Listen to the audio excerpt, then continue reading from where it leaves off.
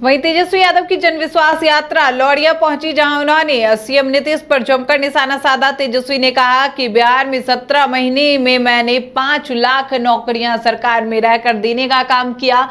बिहार के मुख्यमंत्री नीतीश कुमार अब थक चुके हैं और काफी बूढ़े हो गए हैं। उनसे सरकार नहीं चल रही है और अनाप शनाप बोल भी रहे हैं। वे सत्ता में बने रहने के लिए 3 साल में 3 बार पलटी मार चुके हैं। वे कब, किधर और किस समय पलटी मार देंगे, यह कहना मुश्किल है। उक्त बातें बुधवार को लौरिया के स्टेडियम में पूर्व उप मुख्यमंत्री सह प्रतिपक्ष तेजस्वी यादव अपनी जन विश्वास यात्रा में उमड़ी भीड़ को संबोधित करते हुए बोले हैं। अब उन्होंने मुख्यमंत्री पर तंज कसते हुए कहा कि चाचा कब पलटी मार देंगे यह कहा नहीं जा सकता, उन्हें सिंहासन से बहुत प्यार है। जो खेलेगा, जो मेडल लाएगा उसको भी हम लोगों ने नौकरी दिया, जो पढ़ा उसको भी हमने नौकरी देने का काम किया। आज कोई भी खिलाड़ी अगर मेडल लाएगा तो डीएसपी भी बन सकता है। ये स्पोर्ट्स पॉलिसी भी हम लोग लेकर के आए। इतना अच्छा काम चल रहा था, पता नहीं क्या हो गया, चाचा जी को हाईजैक कर लिया।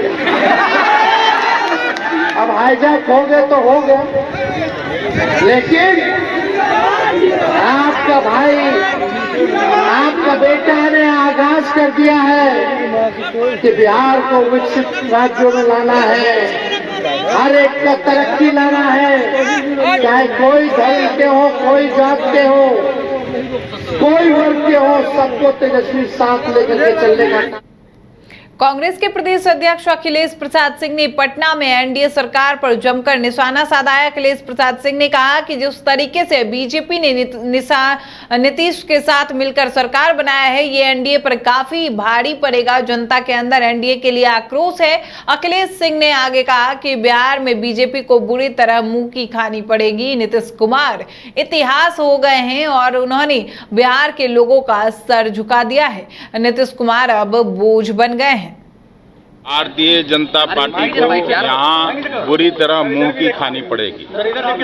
जो जिस तरह का जनाक्रोश है, जिस तरह से लोगों ने सरकार बनाया नीतीश जी को ले जाके, उसके खिलाफ भारी जनाक्रोश है बिहार में। हम लोग तो जिन जिलों में गए हैं राहुल जी की यात्रा के दौरान या अभी तेजस्वी जी जो यात्रा कर रहे हैं, एक भारी जनाक्रोश नीतीश जी और बीजेपी के खिलाफ। नीतीश कुमार को सूत्रधार बताया जा रहा था, तो काहे का सूत्रधार? नीतीश कुमार इतिहास हो गए और उन्होंने बिहार के लोगों का सर नीचा कर दिया। जिस तरह का इंडिया गठबंधन, लालू यादव और आप लोग मिलकर ये रैली करवा रहे, सम्राट चौधरी ने अभी बयान।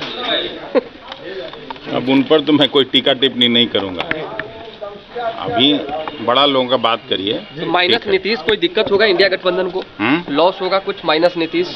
नीतीश नहीं है तो कोई लॉस होगा इंडिया गठबंधन? कोई लॉस नहीं होगा। नीतीश कुमार लायबिलिटी है। नीतीश कुमार जहां जाएंगे वहां नुकसान ही करेंगे। राहुल गांधी आ रहे हैं, तो क्या राहुल गांधी भी युवाओं को एक बड़ा मैसेज देंगे? क्योंकि आपने कहा 10 लाख लोग जुटेंगे कम से कम। अरे भाई, पूरा पटना पट जाएगा। बीजेपी के शीर्ष नेतृत्व कह रहे हैं कि नीतीश के जाने के बाद अब इंडिया गठबंधन का कुछ भी नहीं, मतलब कुछ रह नहीं गया उसमें। ये लोग तो 2020 में साथ ही लड़े थे और लाख बेईमानी के बावजूद 12,000। गया नगर निगम से 561 करोड़ का बजट पास किया गया। सशक्त स्थायी समिति की बैठक में मेयर वीरेंद्र कुमार की अध्यक्षता में वित्तीय वर्ष 2024-25 के लिए यह बजट पास किया गया। बजट पास करने के लिए बुलाई गई सशक्त स्थायी समिति की बैठक से प्रस्तावित बजट पास किया गया। अब निगम बोर्ड की बैठक में बजट पर अंतिम मुहर लगेगी। मेयर वीरेंद्र कुमार ने कहा कि इस बार शहर को स्मार्ट बनाने के लिए बजट पेश किया जा रहा है। इस वर्ष का प्रस्तावित बजट 5 अरब 61 करोड़ 16,35,816 रुपये का व्यय के लिए रखा गया है।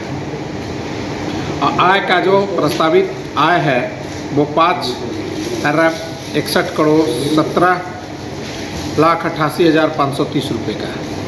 यानी आय और व्यय में 1,52,713 रुपये का आमद का बजट पेश किया गया। इसमें इस बरस में हम लोग प्रमुख जो काम है उसको करने के लिए जो हमारे यहाँ कर्मचारी हैं, जो कार्यरत लोग हैं, उन सबको अच्छा से वेतन देना, अंतर वेतन जो बाकी बकाया है उसका करना, ये सबसे पहला में रखा गया है। चूँकि वो काम करते हैं, रात दिन सफाई और युद्ध स्तर पर करते हैं। उसके बाद जितना बड़ा पथ है, छोटा पथ है, उसको बनाने के लिए हम लोग लिए हैं। स्वच्छ भारत मिशन के अंतर्गत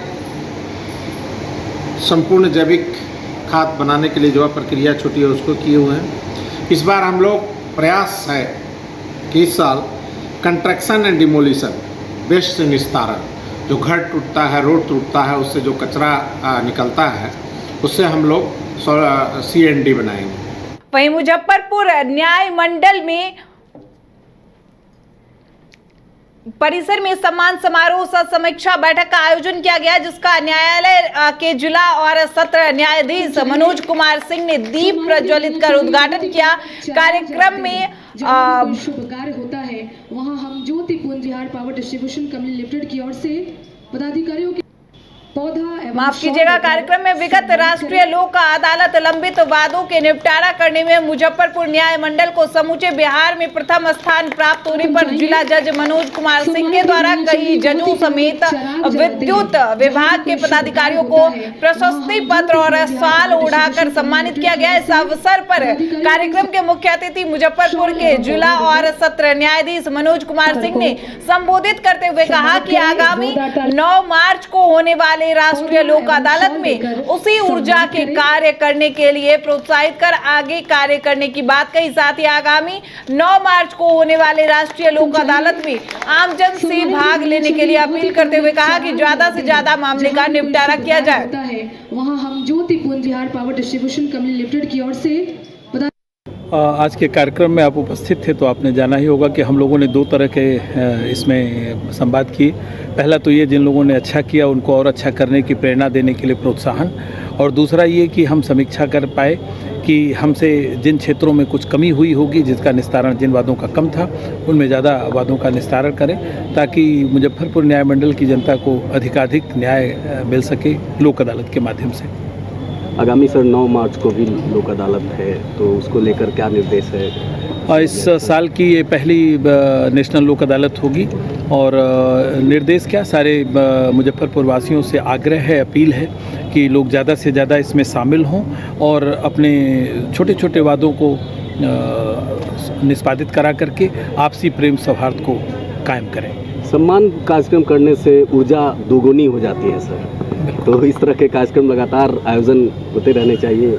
निश्चय आपका सुझाव बड़ा ही सार्थक है। और वहीं पटना के नौबतपुर मुखिया की गोली मारकर हत्या कर दी गई। 2 सप्ताह पहले नौबतपुर बाजार में बदमाशों ने उन पर ताबड़तोड़ फायरिंग की थी, जिसके बाद उनका इलाज चल रहा था, लेकिन कई दिनों के इलाज के बावजूद नौबतपुर के मुखिया ब्रिजभान की मौत हो गई। पुलिस ने शव का पोस्टमार्टम कराने के बाद शव को परिजनों को सौंप दिया। इधर शव पहुंचने की खबर जैसे ही नौबतपुर के दुकानदार और ग्रामीणों को हुई, मुखिया के घर लोगों का हुजूम उमड़ गया। मुखिया के पार्थिव शरीर को भाजपा कार्यालय लाया गया, जहां लोगों ने उन्हें श्रद्धांजलि दी।